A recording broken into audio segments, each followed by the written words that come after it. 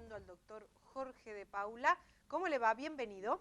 Muchas gracias, bien. Buenos días, Virna, buenos días a todos los... El tema de hoy, ¿somos o no somos víctimas de nuestros genes, de nuestra genética, de alguna manera?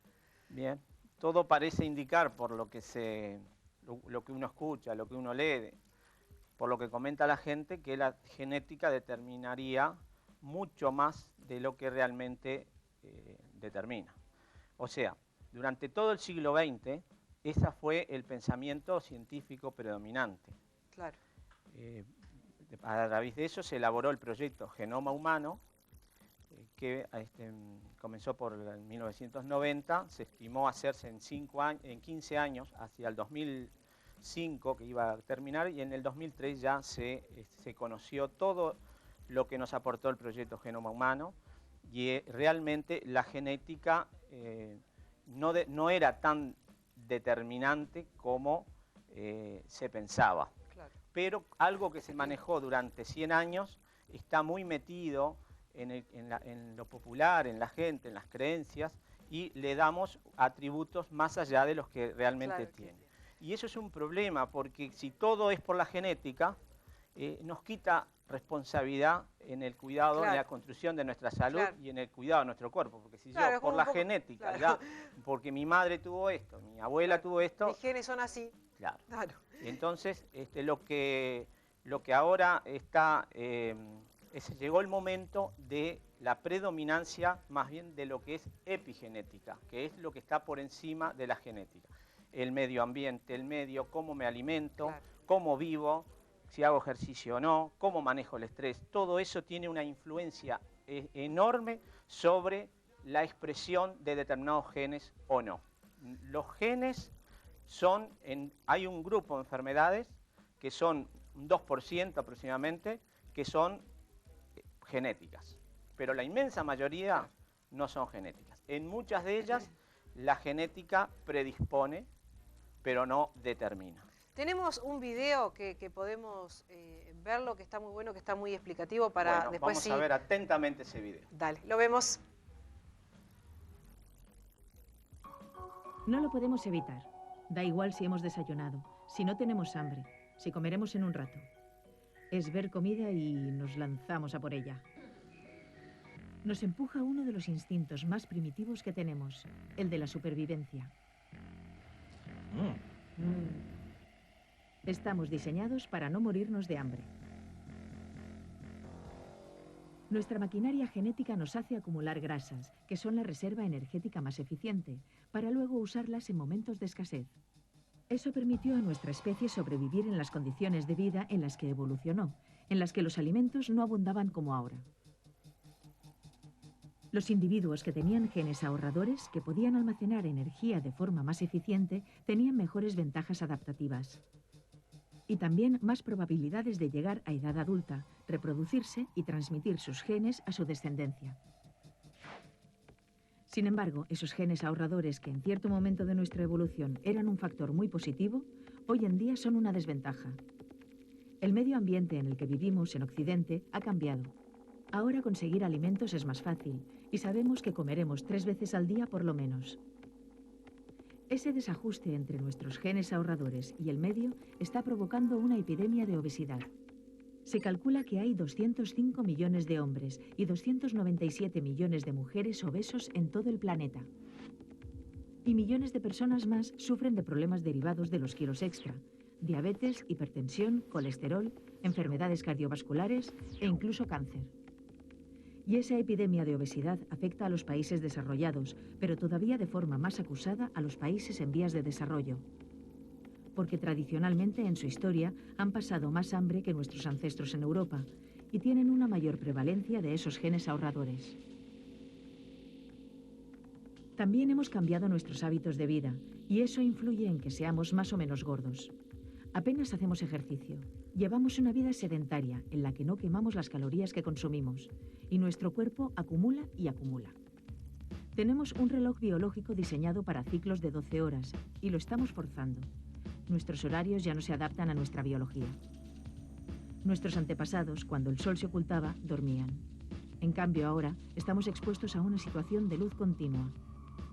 Dormimos menos horas y cuanto menos se duerme, más tendencia a la obesidad, porque se desequilibran los niveles hormonales de utilización de la energía.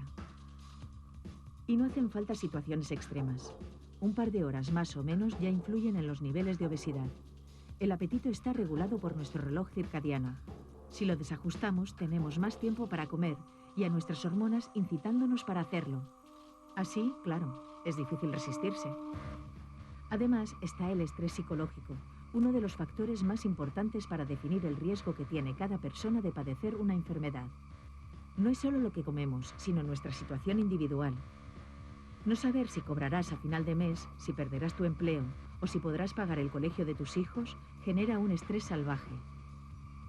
De ahí que las enfermedades crónico-degenerativas sean más abundantes en las clases sociales más bajas, puesto que son el resultado de una combinación de estrés con otros factores, entre los que se halla la nutrición.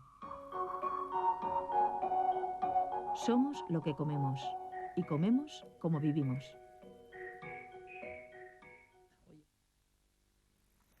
Ahí estaba entonces este informe clarito, clarito. Y a ver, ¿todo es culpa del gen ahorrador, de alguna manera? No, es muy importante saber de que se fueron seleccionando en momentos de hambruna las personas que hicieron esa mutación que les permitió sobrevivir. Y esa mutación fue transmitida y gran parte de la población del mundo la recibimos. Y eso significa de que quienes tienen ese gen ahorrador se malexpresan en estas sociedades donde se llama la cultura de la opulencia. Comemos como que vamos a estar 2 o 3 o 4 días sin hacerlo, pero claro, a las 4 o 5 horas estamos nuevamente, nos incita el alimento porque los dos mandatos supremos de cualquier especie son sobrevivir, para eso tenemos que alimentarnos, y reproducirnos. Y las dos funciones esas son placenteras. Entonces ahí existe una dificultad que está en la base de por qué estamos viviendo esta situación de descontrol. ¿Cómo podemos controlar porque venimos con el gen ahorrador, de alguna manera, casi todos, ¿no? Sí. Porque hay personas genéticamente flacas también, sí, ¿no? Que son genéticamente flacas. Que este gen ahorrador no ahorra como ahorra la mayoría. ¿Cómo esto, no podemos cambiar nuestra genética? ¿No? La genética no, pero la genética implica solamente, tiene impacto, un impacto muy fuerte hasta el primer año de vida.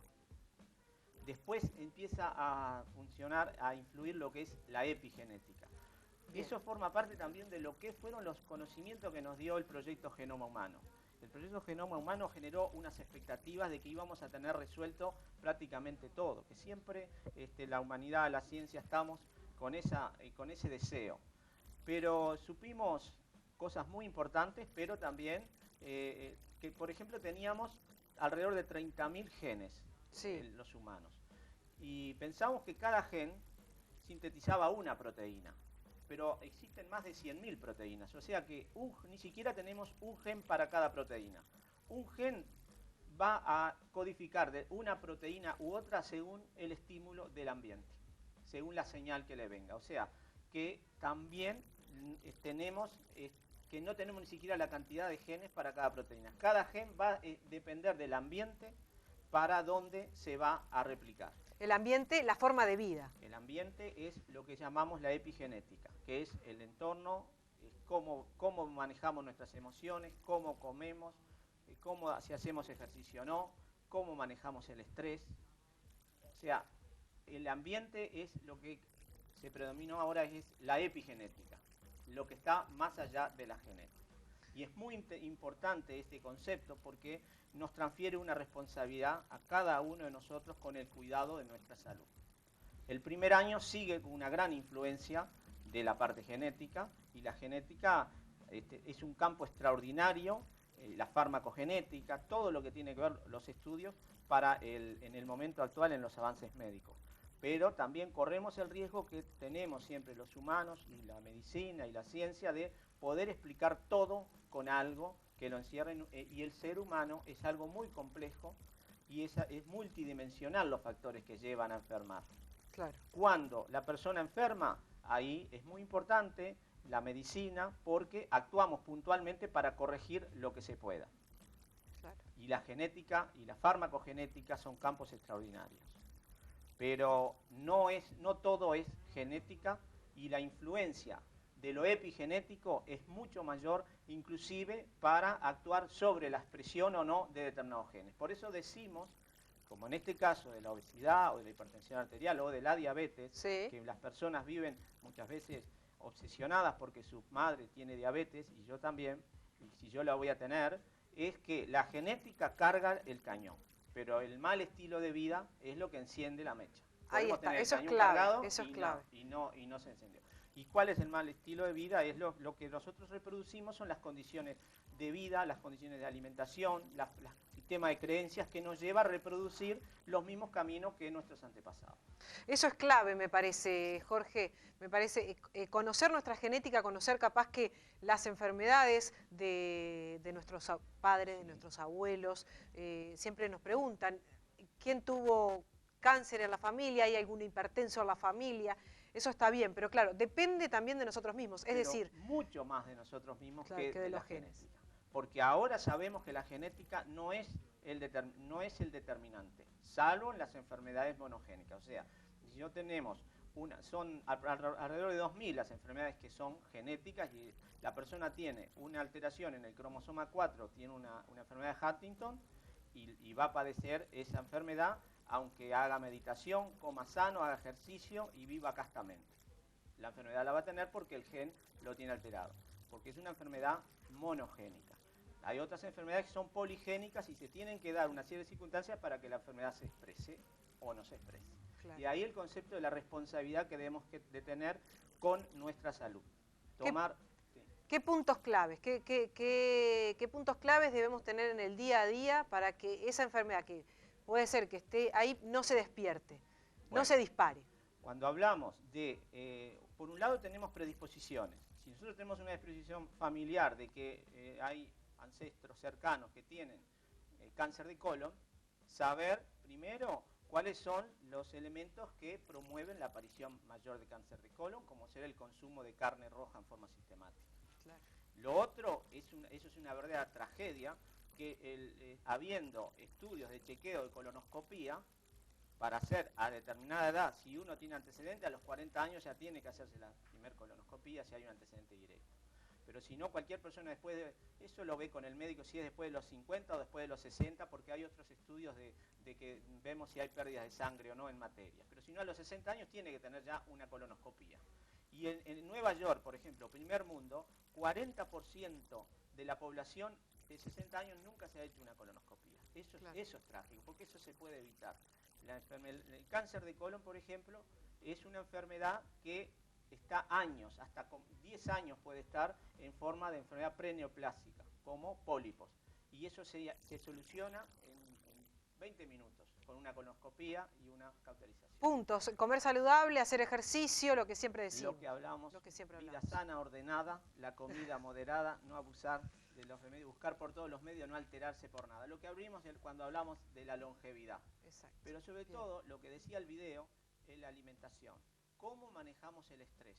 O sea, que cada ser humano debe conocer cómo es su aparato psíquico, cómo son sus emociones, porque tenemos todo un aparato psicoemocional y todo un cerebro que está preparado como cuando vivíamos ancestralmente para una supervivencia en otros contextos. Perfecto. Y lo que lo llevamos al final, en vez de si somos o no somos víctimas de nuestros genes, depende de cómo usemos nuestro cerebro. Perfecto. Y la mayoría de las veces nuestros genes son víctimas de cómo vivimos. De cómo vivimos. Es al revés. Jorge, muchísimas gracias. Nos vemos el jueves que viene. El jueves que viene. Dale, gracias. Nosotros seguimos luego de la tanda con más Nick.